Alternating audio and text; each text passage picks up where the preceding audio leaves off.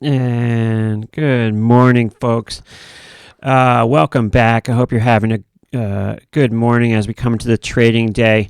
I'm just dealing with massive frustration here as I just can't seem to do anything right.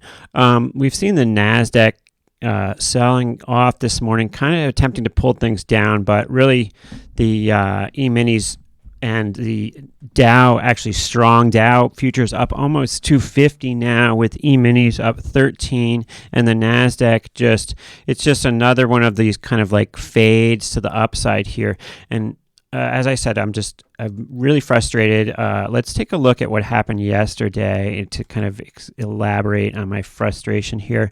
If we take a look at yesterday's price action in any vehicle, but we could maybe pick the E-minis here, and you can see the chart from the last month just kind of being straight up.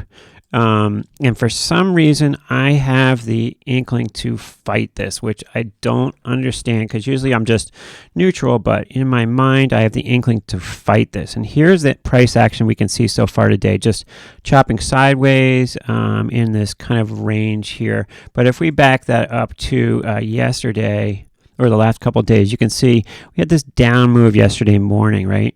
And I had told you folks that I had this small position of just short one lot naked calls here and there, one lot strangles in VXX, and as we rolled lower yesterday, I just covered it, and it's like a bull in you've heard the expression bull in a china shop. Well, you can just imagine like an antique store that's got all these like antique furniture, armoires, and like buffet tables with like fine china all over the top of it. Well, it's like I just came riding in a bull to that shop and just flailing back and forth, getting out of my position yesterday. Now, it's hard for even me to cause too much damage when I have a couple one lots on. So, the position lost, I think, like $200 yesterday. And when you have a position that's taking up, $11,000 in buying power, and you lose $200, it's not the end of the world, but just not a stellar performance from my end yesterday. And with increasing frustration, of course, when the market just turned around and just went straight back up. Once again, I don't know, for whatever reason, I'm fighting the market. And so my solution to when I'm not hot and when I'm completely wrong is just to reduce my size to smaller and smaller and smaller. If we look at the VIX chart from the last couple of days, you can see from the title that I did get long volatility, and I will follow my own rule, which is to not stay long volatility or any sort of VIX product for more than 48 hours at a time. So clock's ticking. I got long yesterday afternoon. And so I will be out of that one way or another in the next 24 hours, but just really, really frustrating for me watching just this stuff just slowly melt higher and higher and higher. The VIX now 28. Interesting how the VIX is actually up with the E-minis being up. I guess Andrew Thrasher, one of the people on Twitter, was tweeting about this morning. I would assume that traders are looking and seeing the NASDAQ is down, and that is affecting their reluctance to bring SPX prices down. Remember, a VIX up means that the SPX options prices have some sort of bid to them, and you got to feel that the NASDAQ being negative is affecting that VIX, even though that we know that officially the VIX really doesn't have anything to do with the NASDAQ. It's based on the SPX. However, that NASDAQ being pulled down is, I would assume, affecting things right now. VIX term structure in contango. So if we were to stay in this situation, it will continue to cause decay on VIX products. We have seen the VIX be relatively strong, and by relatively strong I mean that even with the rally that's been continuing, we haven't been able to really punch through this area of, like, let's say 26 to 30 in the VIX. We've kind of stayed in that area. As I pointed out already, though, with a contango here of around 3%. It's not super, but it will continue to decay these products over time.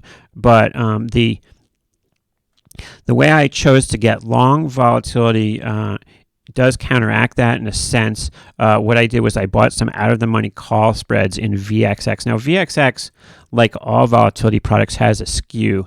And what this means is that it's a reverse skew, as we call it. So the out-of-the-money calls are a higher volatility level, implied volatility, than the out-of-the-money puts. As the strikes go up in price, the vol level increases. And let's see if we can illustrate that by pulling up a chart of VXX options here. And we'll go to September because this is where I chose to buy some call spreads. I bought this the September 36.40 call spread.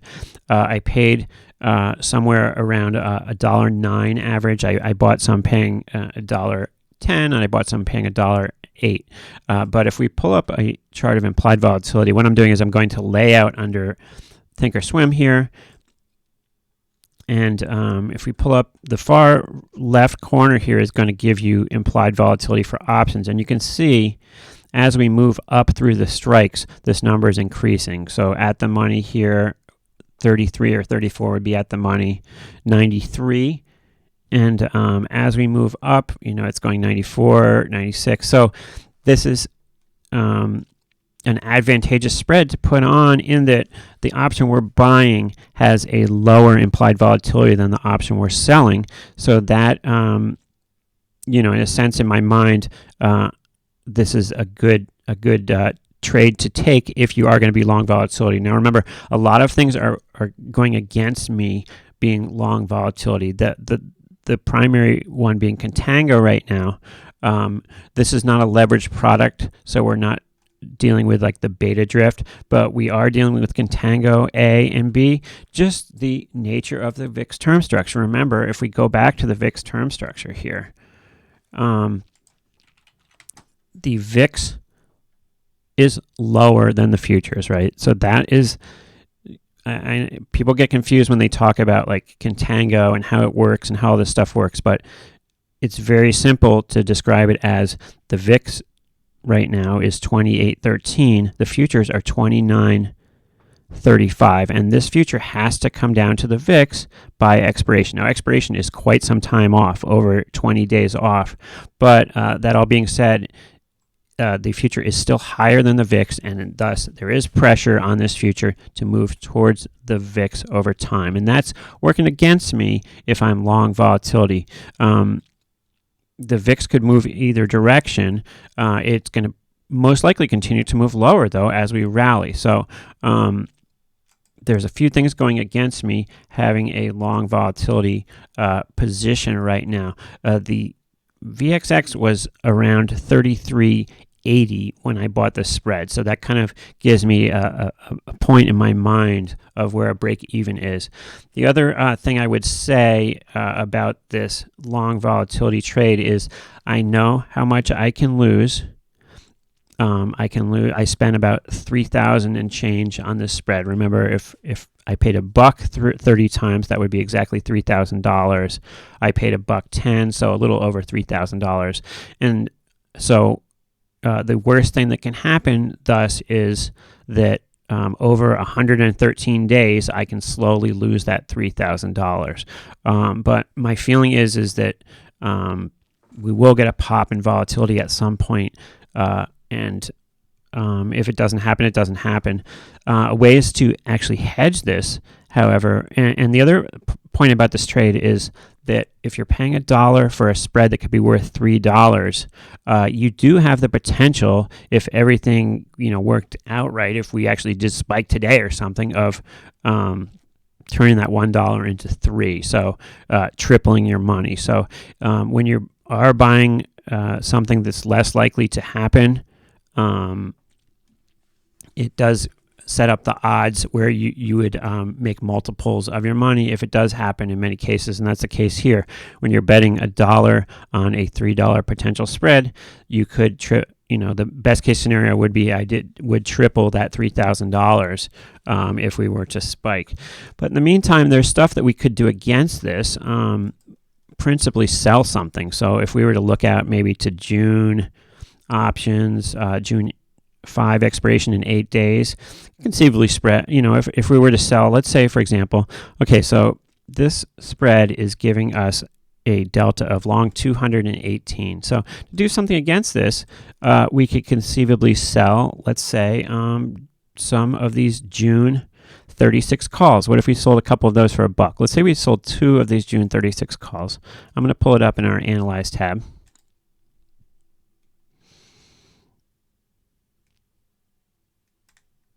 And so let's enter selling 2 of these calls. So what would this do for us? Well, let's see. So this would reduce our delta a little bit, but the most important thing here is, look, we're picking up theta. All of a sudden, we're collecting 23 a day.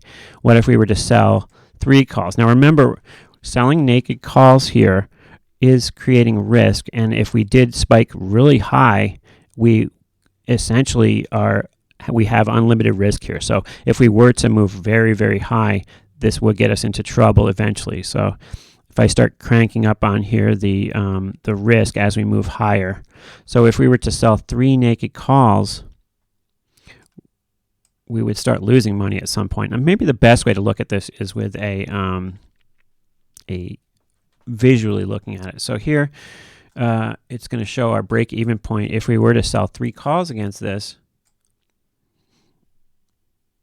our break-even point, if we were looking at today, would be around 45 in the VIX. So we'd make money up to 45, and then we'd start losing it. So you want to keep in mind anytime you're selling naked options that you are going to an unlimited risk situation. Now, the VIX or VXX isn't going to go up an unlimited amount. However, you want to keep that in mind if you are selling naked options against something. But something like this, where you are taking a kind of a stand here a little bit and saying, well, vol's come in a lot. I think we're going to get some sort of pop in the next little while. I don't know when.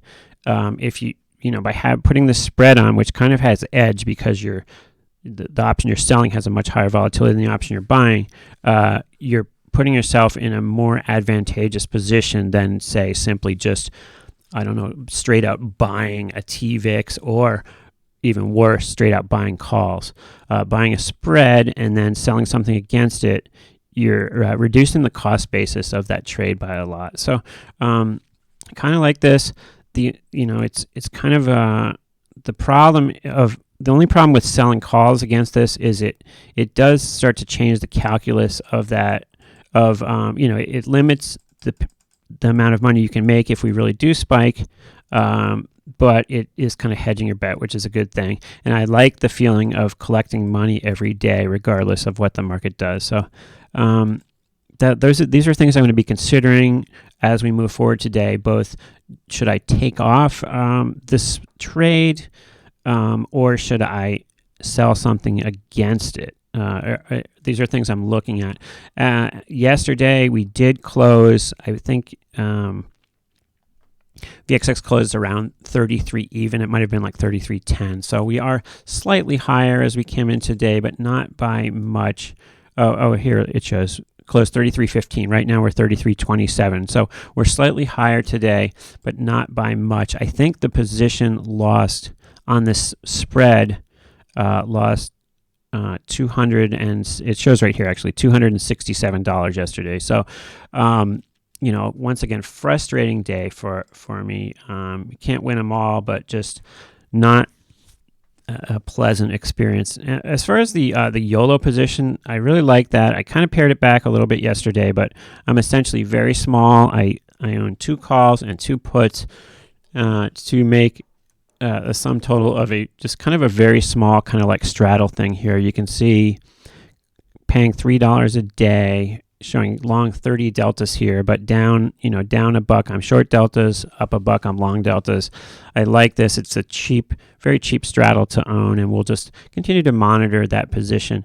But yeah, I've had this axe to grind with the market. Like, I don't know why it's in my mind like the market shouldn't be up here, but who am I to say where the market should be and why I'm taking a stand on this? I don't know, but so I'm kind of fighting internally with this market here, is the way it's been going lately. So trying to kind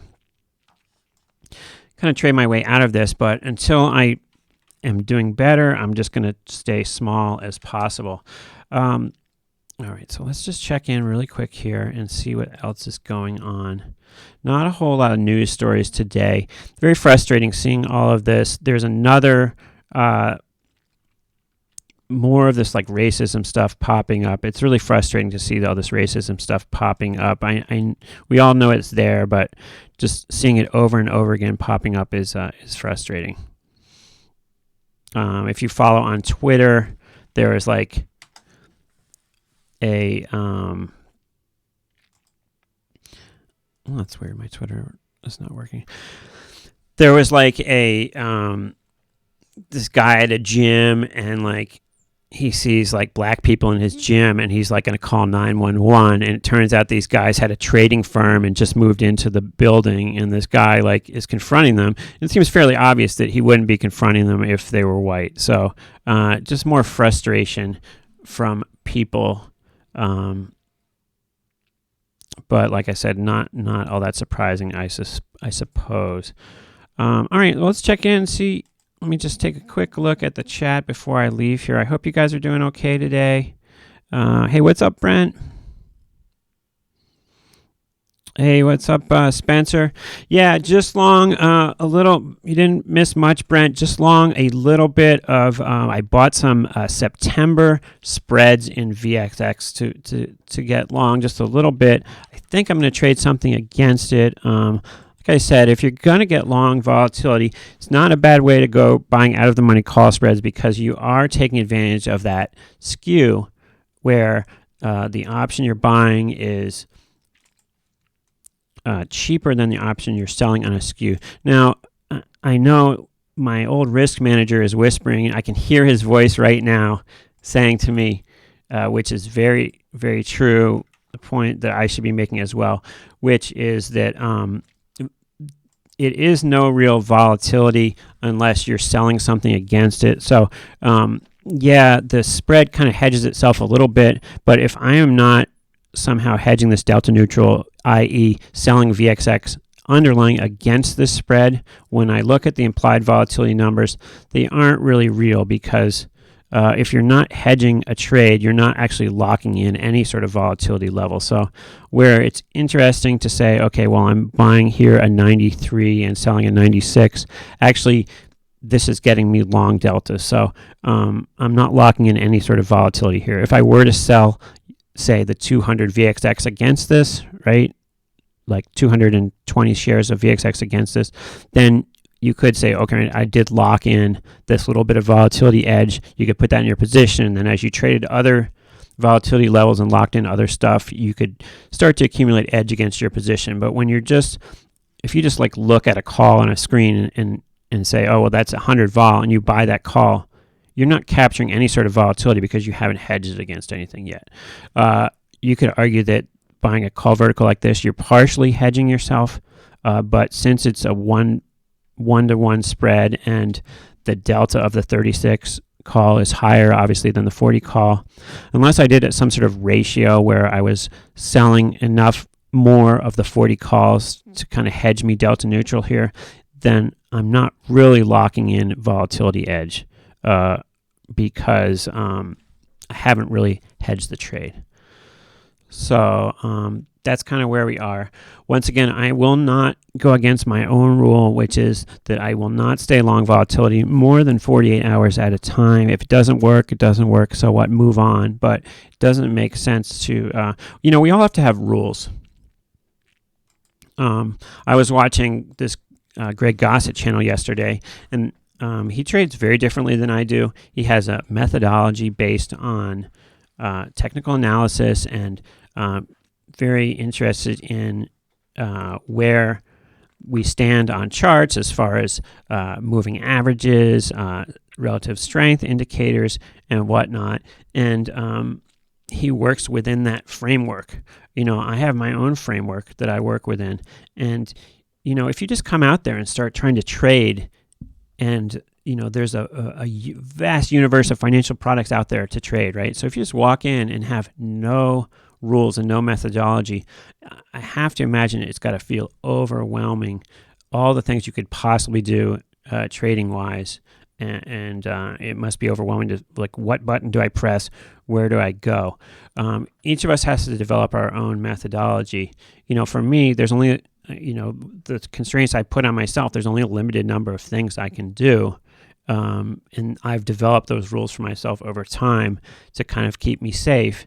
And it makes it a lot easier if you can develop some sort of structure. Now, there's resources out there to help you develop that structure, whether it be checking out one of my fellow volatility trader services, whether it be sticking to a certain sector that you trade. Everybody develops their own kind of methodology. For example, my friend Clinton, he trades futures, and he only trades day trading. So he'll put trades on throughout the day. At the end of the day, he knows that he is going to be flat. His account's going to be back to cash, and that's just the way it is. And as you create a structure, it's not limiting. It might seem from the outside that creating a structure and rules would limit like your potential, but actually it's very freeing to have rules that you live by and that you rely on, and it allows you to build up within those rules your skill sets and your level of expertise. So everybody should start to develop some rules for yourself. Like, for example, one of the rules I was watching with Greg Gossett yesterday is he will not allow himself to lose more than 1% of his account on a trade. So so you have an account with $100,000 in it. If you put a trade on, if you're down $1,000, you're out. That's it. Basta, as we say in Italian. No more. And developing your own rules is a way to go. Like, for example, one of my rules is I will not stay long volatility for more than 48 hours. You can get into some trouble over 48 hours, but I know at the end, that is the limit for me. And I'm pretty happy with, if you look at the account behind me right now, it shows $7,000 in buying power in cash. And I'm very happy when I'm not trading very well to have the majority of my account be in cash. Why not, right? There's when we saw the launch of SpaceX yesterday, the quote that they had was saying, I'd rather be frustrated that I'm not up in the air, that I'm not able to go up in the air in a rocket, than be frustrated that I'm up in the air and I'm not able to get back on the ground. So with trading as well, there's nothing wrong with hanging out in cash for as long as you need, really, because and you will only realize this, the beauty of having your position in cash, the only time you'll actually realize how wonderful that is the time when you've got a big position on and it goes way against you. And, yesterday you had $50,000 and today you've got $2,000. That's the time when you'll look back and say, maybe I should have just stayed in cash for a little bit longer. Losing money teaches you certain things, and one of the biggest lessons it teaches you is there's nothing wrong with not having all your money committed to risk at any one time. And that can be a long lesson for some people to learn.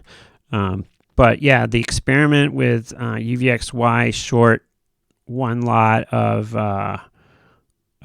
naked calls here and there did not work out yesterday.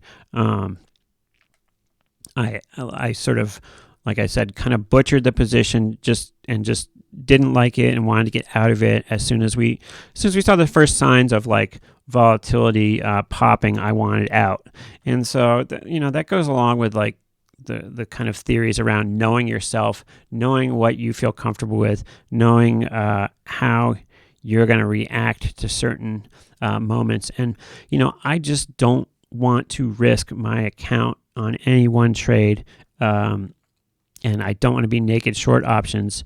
I don't want to give the trading gods the ability to take away my money under that situation. So it's a good thing to know, when you've got a certain amount of money, you need to know how much are you willing to risk at any one time? How much are you willing to lose at any one time? And if you're not willing to lose it, then don't risk it. All right, so let's see. We are coming to the trading day. Just heard the opening bell. So I'm going to let you go. Best of luck trading today. We'll see how this long vol thing works. It looks like it's not going to work as the NASDAQ is, of course. We're just going to melt higher, it appears. But we'll wait and see. I'm going to keep this going for probably the full 48 hours and see what happens with this long vol position and see if we can't maybe hedge it well or some way work into some profitability here. Let's do a final check back with you guys, and then we will move on to the trading day.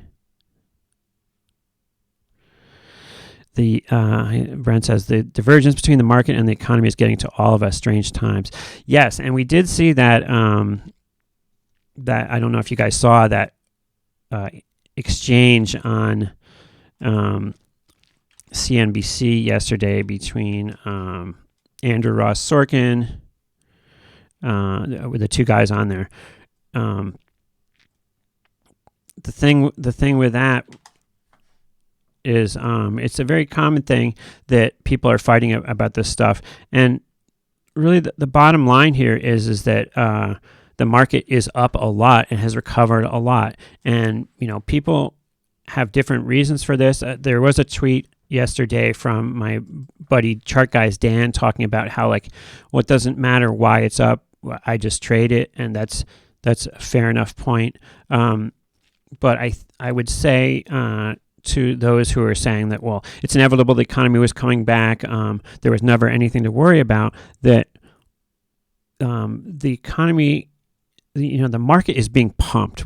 There is some artificial stuff going on here. The market, trillions of dollars has been pumped by the government into the market. So it's not a foregone conclusion that we would have rallied this much if they hadn't gone and pumped money into the market artificially by the government. And I think that, Joe Kernan's analysis of things that we never had anything to worry about. The market was definitely coming back, and being afraid that the market was going to go down was, a silly thing to do. I guess if in the back of your head, you knew that the government was going to pump this no matter what, then that might have been true. But, 2020 hindsight, saying after something happened that, I knew that was going to happen, it's easy to do. But anyways, it's always interesting to see some fireworks. It's like the battle of rich guys. These guys are super rich guys. They make tons of money. They're going to make tons of money whether the market goes up or down. And people, it's always funny to me when people are so interested in what celebrities have to say or what rich people have to say about stuff. Or the funniest thing is when people come to the aid of these rich people who already have all the money in the world. They don't need us to come and support them. They'll be fine either way. So don't worry too much about those folks. And as we come in the market day, we'll see what happens. It looks like the Dow just gave back a lot of its gains all of a sudden. The Dow was up 200. Now it's not up at all. So maybe my position has a chance here to work out as we see VXX climbing. So I will report back later with you on what happens. Very strange for me being long volatility, but I guess someone's got to be long volatility, and we'll see if it works out here moving forward today. But we'll leave you with a chart of the market because we have been going straight up, and nothing that's happened today so far has changed the fact that we are in this massive uptrend in the market here. Here's the action for the last couple days, but let's go to our 180-day view. Look, this is the market. This is the action. Like I said, nothing that's happened in the last 5 minutes has changed that. We are in a big uptrend, and until that changes, that's kind of where we are here. I'm not sure why I'm fighting it, but I kind of am fighting it right now. And I'll keep you updated on what happens with me. I hope your own trading is going well, and I'll leave you to trade the market. See you guys soon. Thanks for watching. Cue the outro. You're watching Famous.